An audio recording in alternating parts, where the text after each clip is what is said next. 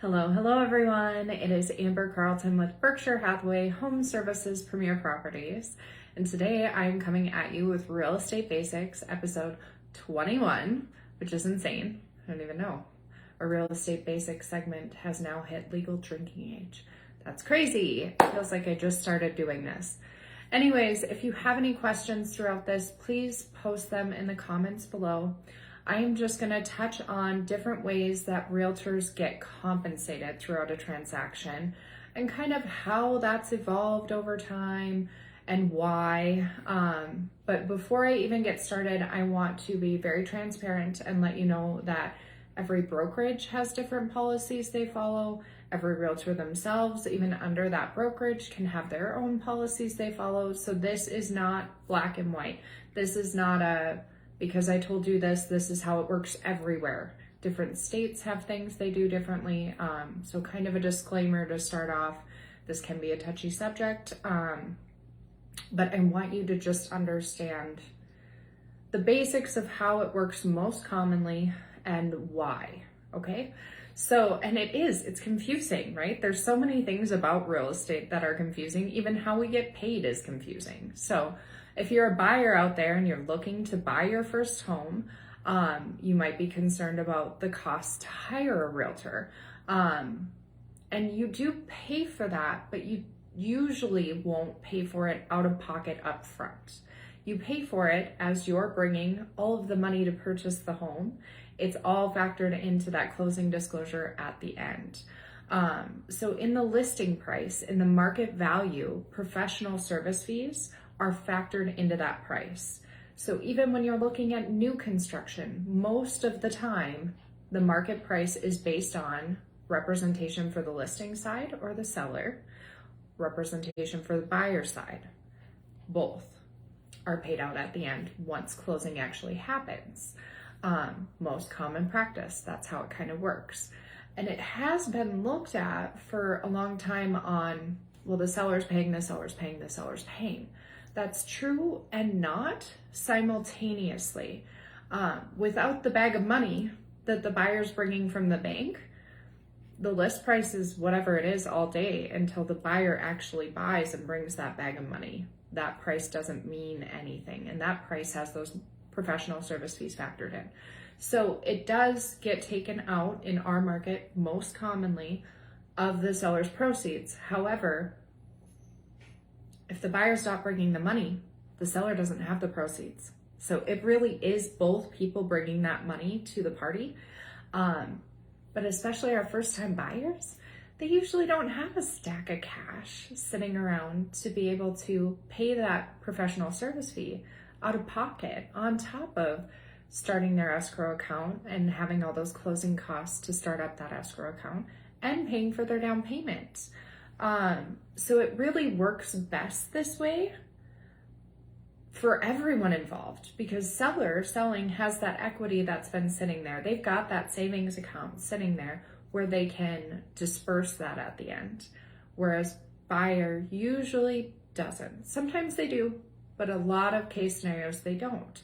And taking that away and making them, if it were to change, making the buyer pay out of pocket and upfront professional service fee would add burden and make it harder for a lot of buyers to buy, which actually would also hurt the sellers because then they don't have as many buyers. They're not going to have those multiple offers and going above and beyond. They're going to be sitting on the market longer. So it's unique to look at, but it really is an ecosystem that works best for everyone involved.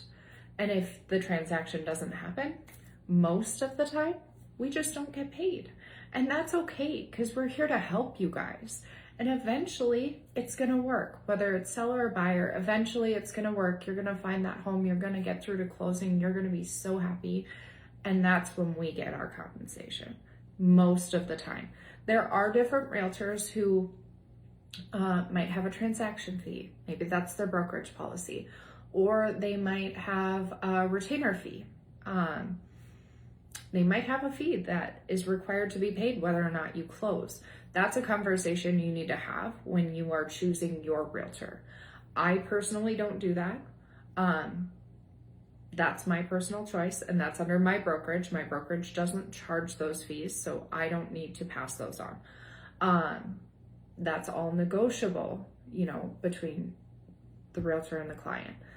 But what I really want you to understand is how usually it tends to happen, which is more so that percentage to the buyer's agent for their professional service fee, helping their buyer, helping negotiate and get them through to closing, and the listing agent for marketing the property, helping their seller navigate the waves of the transaction and getting them through to closing. That all usually comes out at the end on the settlement statement. So no one has to worry about doing that in advance or coming up with that money when it's sitting there in the seller's equity, most accessible there to all of the parties. So it really works out great the way we do it. I don't think we explain it clearly enough, and it is confusing and people don't understand, why would I have a buyer's rep, a buyer realtor or a buyer agent advocating for me and helping for me? Do I need to pay for that service? Is the other party paying? Yes and no. It is coming out of their proceeds, but you're the one bringing the money to get the proceeds. So it's a compilation. No, that's not a word. But it's done together. Everything's done in unison and it works out great. Now, if we backtrack to history and how it used to be long before I was in the business, it was only seller that was represented. Buyer agency was not a thing. And that practice went on for quite some time. There are actually certain parts, I think there's even one part in North Dakota that doesn't practice buyer agency, which blows my mind. Why you wouldn't want representation is price. Anyways, so how it used to work is I had the seller, right? I'm listing agent, I have seller. And you would come through, you would even have someone knows you personally. Maybe it's your dear friend, you've been friends since kindergarten. They're a realtor, they know exactly what they're doing. They're there trying to help you, but you don't have any rights. You don't have any representation. So technically that other agent, let's call the agent Tiffany, okay? Tiffany. Tiffany owes all of her fiduciary duties to my seller, who she doesn't know at all. And that term was called subagent. We were still paying out the same commissions, and they would split up their commissions and do their own thing about that. But buyer had no teeth in the game. Buyer was just buyer beware. I think that might be one of the places where that term came from. And now it's a little more seller take care. Seller, you need to be disclosing. Buyers do have rights now. These are good things. I think there is a lot of confusion about how we get paid. I could see, if it's not explained well, the seller being confused as to why I hired this person. Why are they splitting their monetary compensation with this person? It's because we're all working together for the greater good, helping their clients get into a home, helping you sell the home you want to sell. It's all one big thing. And it folds over and over and over. We help buyers, we help sellers. Some agents, once again, I'm going to backpedal here and do a disclaimer. Some realtors only help buyers or only help sellers. That is true. I personally help buyers and sellers. A lot of realtors help buyers and sellers. So it just flips with each one. And when you buy and you sell, when you're doing that move up situation, you are going to be handling those commissions coming out of your proceeds, even though it is everyone doing it together because the buyer's bringing the money, right? It's coming out of your proceeds, but you wouldn't have them without this big sack of cash that the buyer's bringing.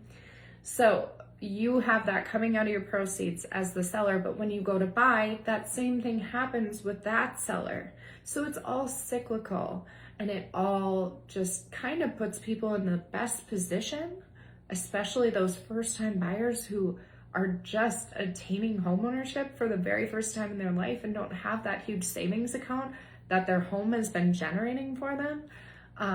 It levels out the playing field so they can get into the market, and it helps the sellers at the same point in time because now there's more buyers out there to buy your home. So I hope this helped to explain how realtor compensation works, and I hope it helped to show how cooperation between brokers and how we commonly handle this is really for the best of all buyers and sellers. It's to their advantage. And why you should go and seek out your own buyer representation as a buyer. You should have someone advocating for you. It's already factored into that market value. So don't hesitate to do that. If you're looking for a realtor, I would love to meet with you and talk about different ways that I can help you on your journey into your first or your next home, or sell your home to move on to your next adventure in life. Love to help you. If there's ever a topic that you would like to hear about, shoot it at me. I kind of have things coming at me from the association or work day-to-day life that just sparks something inside of me. It goes, okay, we got to talk about it. I think there needs to be a conversation on it, and that's how this hits your plate. But if you have something you want to hear about, I want to hear about it because I would love to talk about it. Okay? So you guys have a super rest of your Thursday. Enjoy the weekend. I think it's supposed to be really nice tomorrow. So get somewhere that you can enjoy it and have a great day.